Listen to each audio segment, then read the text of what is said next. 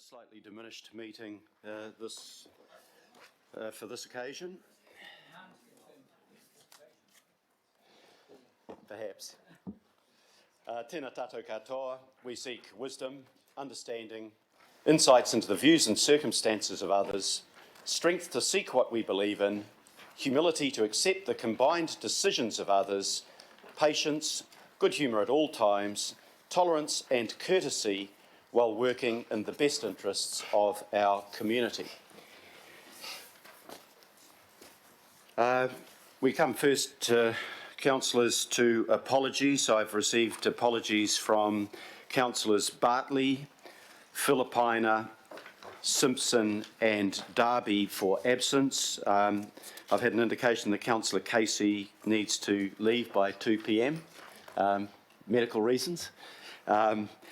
Are there any other apologies? If not, I'll move that we accept those apologies. Do I have a seconder for that? Councillor Hills. All those in favour, please say aye. To the contrary, no. Declare it carried. Item number 3, declaration of interest. Is there any councillor that needs to declare an interest on any item that's before us today? If not, we move to confirmation of minutes. I have 2 sets of minutes for confirmation. The ordinary meeting of the 30th of May and the extraordinary meeting of the 20th of June. I'll move accordingly, seconded by Councillor Cooper. All those in favour, please say aye. To the contrary, no. Carried. Petitions, none. Public input, none. Local board input, none. Under extraordinary business, I just want to move a minor matter of, raise a minor matter of extraordinary business. It's just to give councillors an update on the freedom camping bylaw, which you'll note is not on the agenda today, but I thought appropriate that I bring councillors, all councillors, up to date with what is happening in that sphere.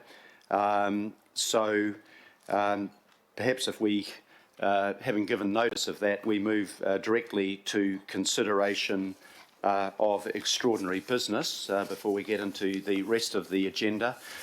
In relation to the work that's being done, and I want to acknowledge councillors Cooper and Hulse for the hard work they've done on the hearing panel.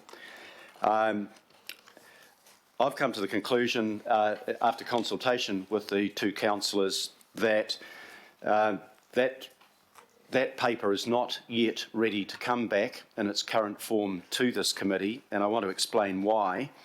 I've had the chance to have had some discussion with various councillors around the table, with local boards, and also with the wider community.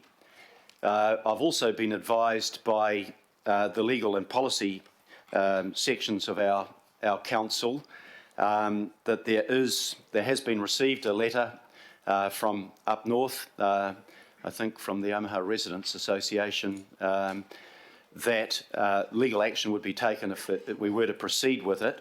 And I'm still awaiting, and Councillor Cooper is still awaiting the final report back from legal in that regard. But it seems from the discussions I've had that there is a growing consensus that more work needs to be done. And there are various concerns. One is a concern about the absence of a general rule. I know that the chair of the committee was in favour of having a general rule, and I think the deputy mayor, but that was voted out at Regs committee. It's since come to my attention that a number of those that voted against the general rule now consider that that was not the right thing to do, and that we need to put the general rule in, but that was not consulted on, and it needs to be consulted on before that can happen. Secondly, we've received a number of submissions that suggest that perhaps the area of prohibited and restricted camping needs to be widened beyond what was originally in the list, and some of those areas that would be subject to prohibition have also not been consulted on. So before we proceeded with passing a bylaw, further consultation would have to take place with the community, and we know that that takes a period of time. There is a third issue that has been raised with me, and that's the wider issue of appropriateness of freedom camping on urban reserves. And that, I think, is a live discussion at the moment, and I think we need to do further work on that.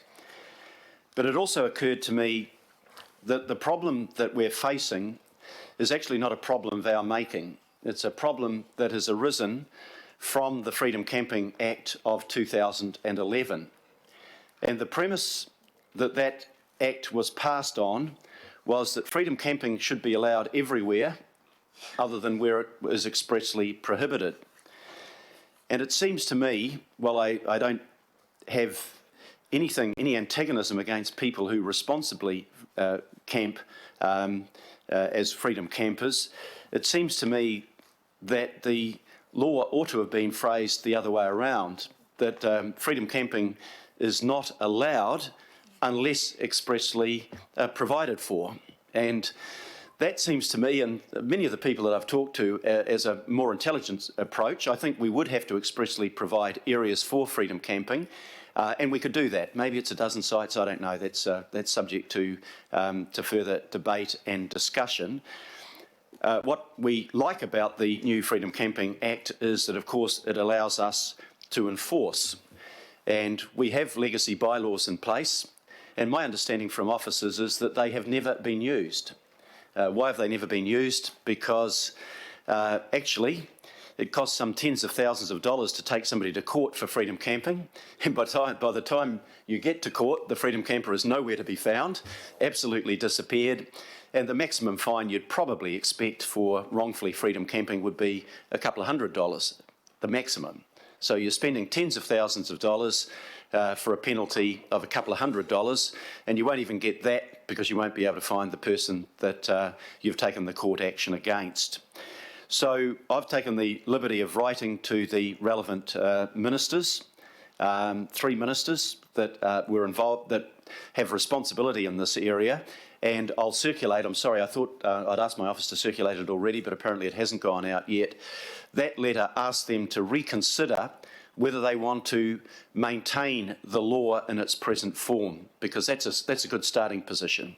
I understand absolutely the constraints that the hearing panel operated under. They operated under the law, what the law required of them. What the law required of them is not what I believe the people of Auckland actually wanted. So we'll see what ministers come back in as a first step. If ministers aren't prepared to change the law, and they won't necessarily have a vested interest in preserving the law because that was passed by a former government, but if they do not change it, the legacy bylaws go out of effect, I think, Councillor Cooper, in October next year. Yeah. Then we will have to go back and we will have to have a process of consultation at the very least, which will involve consideration of a general rule and consideration of a wider set of prohibited areas. So the first step, I think, is to await what the response from ministers will be, and then the second step will be to put in place a process where there is further consultation, both with a wider set of prohibitions and the general rule in place. So I just thought it would be useful for councillors to understand why that issue is not on the agenda today. So I'm giving as full an explanation as I'm capable of. Councillor Cooper, is there anything that you'd want to add to that? Yeah, I guess I think there is some talk, people are saying abandoning this, but the reality is you can't ignore nearly 3,000 submissions. It's bad faith, but it's also you can't abandon a process, because if we start abandoning processes, we end up with an anarchy. And so we will have to go forward and make some recommendations, but we'll hold it at that point when we've made our recommendations after we've heard legal advice. So the worst scenario is we have nothing over this Christmas, which is a shame, but the legacy bylaws will still be in place. As we said, there'll be no ability to ticket anything. And so that's my disappointment about this, Mr Mayor, is that because we didn't have a general rule, our promise to the community that we would have something in place where we could fine people won't be in place. So, and also just an answer to people that say it's been a debacle and that it's been a bad process. Actually, It was a democratic vote that got us here. There was nothing wrong with the process, and the independent legal person who's looking at this process has said that our process has been fine. It's just that now we're left, when we have a general rule, that gets us, without a general rule, that gets us in a pickle, because we wouldn't have anything to replace the public places bylaw from the legacy councils. Yeah. But otherwise, I think this is the best way forward, Mr Mayor. Thank you very much, Councillor. And again, thank you to the hard work that you and Councillor Hulse have put into that. Mention Tau Henare, he was part of the panel. And Tau Henare is part of the panel from the IMSB as well. I think, you know, what will happen if we make no change at this stage, the legacy bylaws stay in place. We know October next year. Until October next year. So we have to have something. So we have a time frame that we have to operate to, but I think the very first thing, maybe I should have done it earlier, is to raise with ministers the appropriateness of the legislation, because the feedback I've had from around Auckland, and I think you had on the panel, was you might have to do this, but we don't think the law is right. Deputy Mayor, you wanted to make a quick comment on this? Very quick, and that's, Mr Mayor, concerning local government New Zealand in general. This is not just an Auckland problem. It's a problem that's exacerbated on the East Coast, in the West Coast, the South Island. It's a problem in Queenstown. It's a problem in Southland. So I imagine it's a topic that's going to have to come up between the executive of LGNZ at conference to get a concerted approach to the Crown to get some legislative changes. Yeah, I think that's a good suggestion. I think next week when we go down to the LGNZ, we can have discussion with some of the other councils, because I know the view that we're holding on this issue and on the legislation is not unique to Auckland. I think it's shared by a lot of other areas. Councillor Watson. Thank you, Mr Mayor, and I'm very pleased to hear that you are writing that letter, because during the Regulatory Committee that was a point that was stressed on a number of occasions by councillors, that rather than trying to make this work, that we should be approaching government and lobbying, especially given the strength of feeling not just in Auckland but around the country as a whole. So that's good.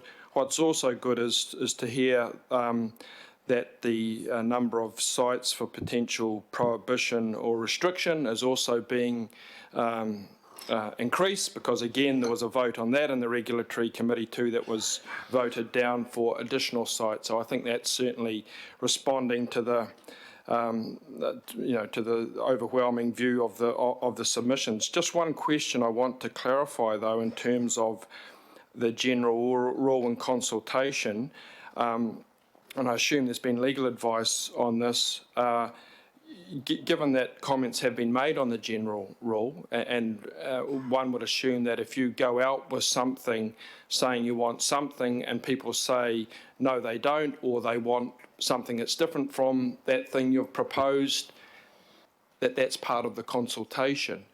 So what I mean, might not be, you might not have it at hand at the moment, but what was the legal view then in terms of fulfilling your consultative obligations? Mr Chair, can we get our legal people to answer that? Yeah, I'm happy. Do we have our legal people here for that?